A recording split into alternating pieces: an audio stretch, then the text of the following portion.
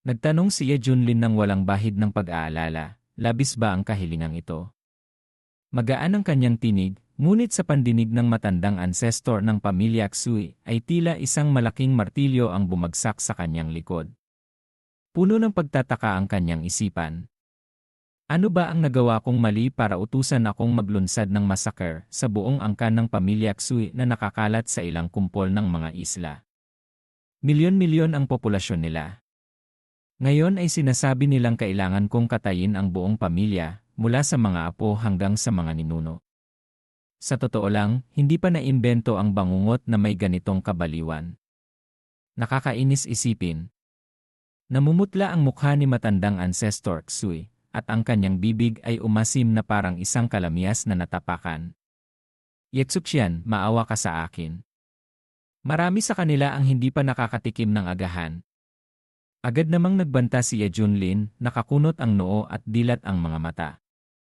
Nawalan lang ng ilang buhay ang mga tao ninyo, samantalang nawalan ng kapatid ang aking disipulo. Huwag mo akong kausapin ng may katuwiran dahil marami akong alas. Natigilan ang matandang ancestor ng pamilya Xui, nakakaramdam ng kakaiba, ngunit hindi siya naglakas loob na magsalita dahil alam niyang bubugbugin siya. Sumulyap si Ye Junlin at sinabi, huwag ka nang sumimangot. Kahit kakaakyat mo pa lang sa pagiging suksyan, mabubuhay ka pa ng daan-daang libong taon. Maghanap ka ng ibang asawa, magkaanak, at itayo muli ang iyong pamilya. Panalo ka pa rin, hindi ba? Gusto nang sumigaw ng matandang ancestor Xui, ang ulo mo, ngunit mga umbol lang ang lumabas sa kanyang bibig, tulad ng isang pusang naipit ang buntot. Ang kanyang puso ay tila nilalapnos at nilalagyan ng asin at sili. Patawarin mo ako, Yetsuxian. Hindi ko kaya. Kaya kong magyabang, pero paano ko papatayin ang aking sariling pamilya? Nag-isip sandali si Ye Junlin at sa huli ay bumuntong hininga. Sige, magiging mapagbigay ako. Palalampasin ko ang lahat basta ikaw mismo ang magpaparusa sa pinuno. Nang marinig ito, napatalon si Naksu Jesu at Sui Tianyi, sumisigaw sa kanilang mga isipan. Ano? Papatayin lang ang pinuno. Sa kabilang banda, nang marinig ito ng matandang ancestor ng pamilya Xui, lumiwanag ang kanyang mga mata at paulit-ulit siyang nagpasalamat.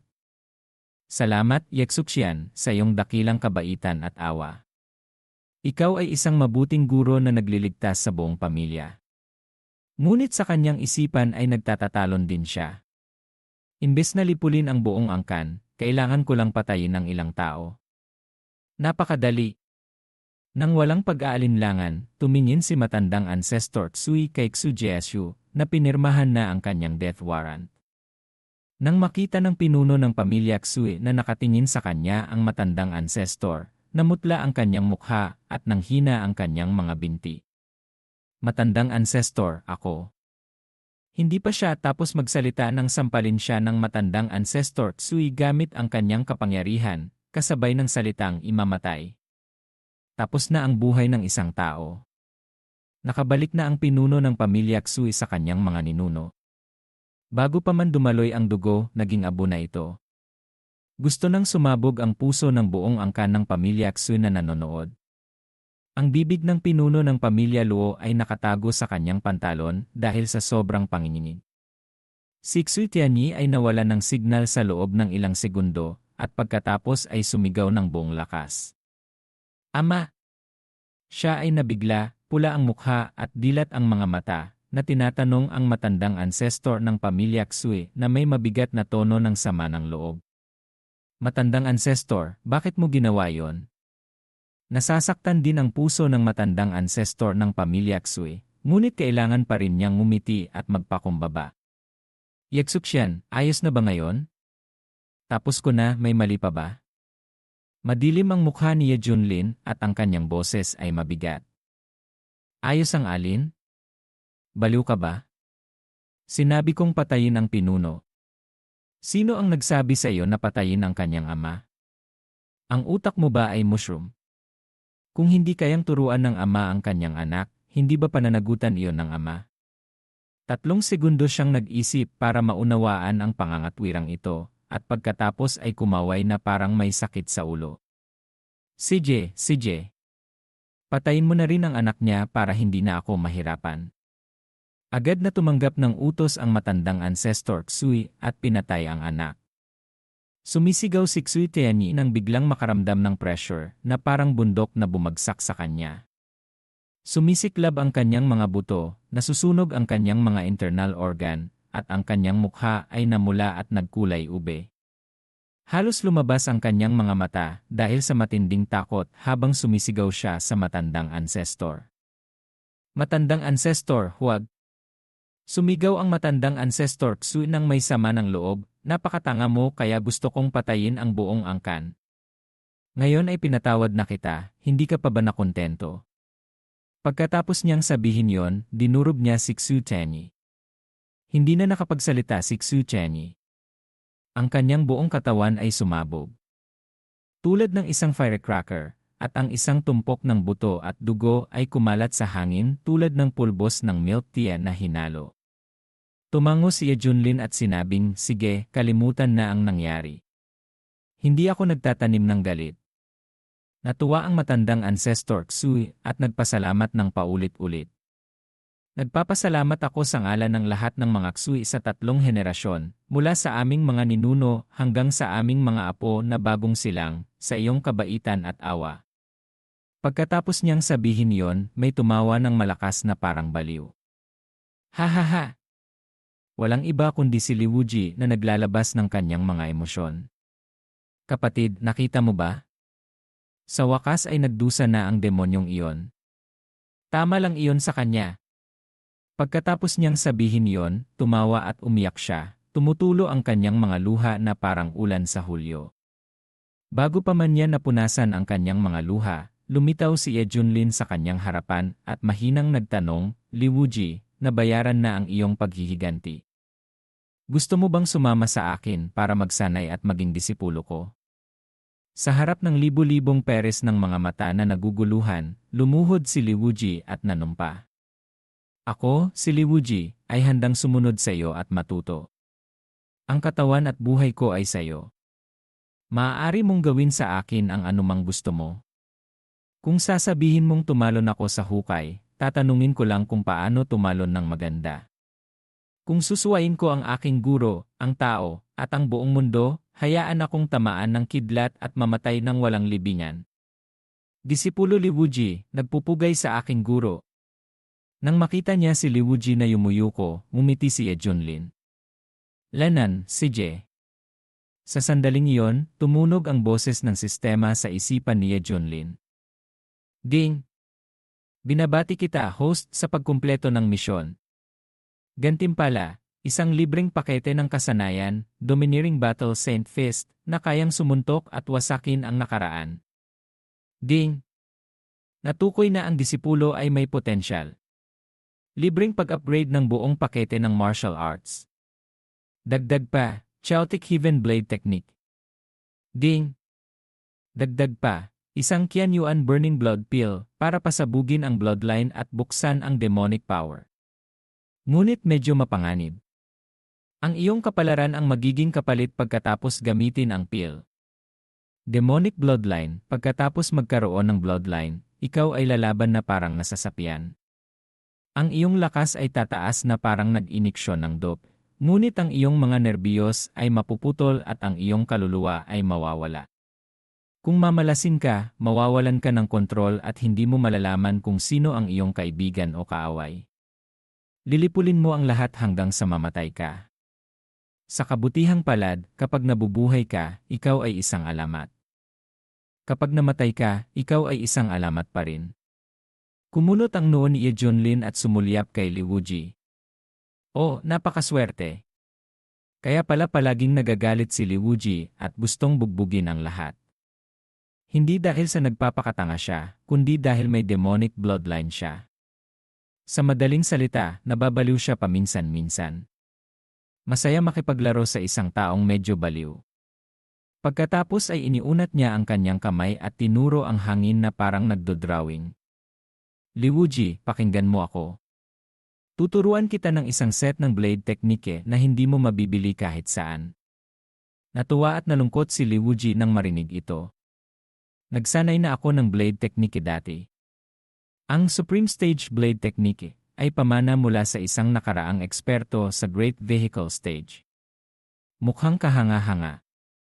Ngunit pagkatapos ay tumingin siya sa kanyang bagong guro na nagtuturo lang ng mga kamao at paa.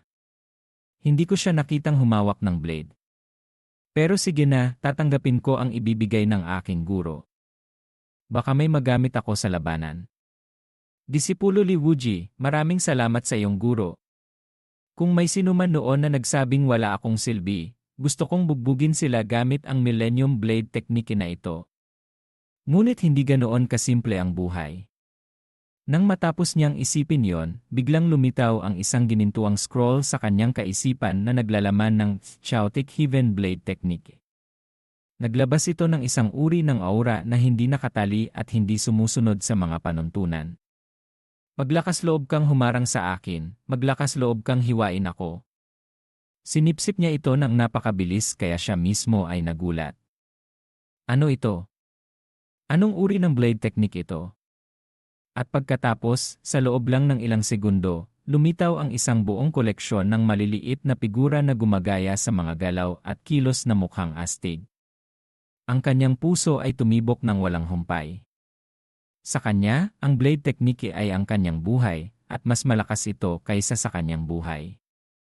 Ngunit bago pa man siya makapagdiwang ng matagal, bigla siyang umubo at dumura ng dugo na pula na parang molasses. Bumaba ng husto ang kanyang kulay at ang kanyang balat ay naging maputla na parang lugaw. Naku, napakasama! Nagsugal ako ng malaki kanina at gumamit ng lihim na pamamaraan nang hindi isinasaalang-alang ang mga kahihinatnan. Malapit na akong bumalik sa aking mga ninuno. Kaya't napaluha siyang bumaling kay Ye Junlin. Guro, mukhang hindi na ako makapagpapatuloy. Nabigo kita. Ngunit sino si Ye Junlin? Siya ay isang taong kailangang pigilan ang paghinga ng langit tuwing siya ay lilitaw. Kaya't hindi siya tumugon sa pagdaing, ngunit bahagyang ngumiti. Tumahimik ka sa iyong kasamaang palad. Lunukin mo ito at pag-usapan natin. Pagkatapos niyang sabihin yon, inilabas niya ang isang tableta. Nanginginig na kinuha ni Li Wuji ang tableta at nagtanong, Guro, talagang papakain mo sa akin ito? Sa harap niya ay hindi isang kumikinang na kayamanan, ngunit isang itim at baluktot na bagay na amoy tulad ng tubig kanal na hindi natuyo sa loob ng 2 tag-ulan. Ang kanyang puso ay sumisigaw din, hindi ako bulete, kailangan ko bang lunukin ito? Kung hindi lang dahil personal itong ibinigay ni Ye Junlin, itatapon ko na ito sa lupa at tatapakan ito. Hindi rin mas maganda si Ye Junlin. Kumunot ang kanyang noo at tumalikod. System, binibiro mo ba ako? Ano ito na mag-a-activate ng bloodline? Nagbebenta ka ba ng mga peking produkto? Agad na tumunog ang isang tono ng isang batang babae sa kanyang isipan.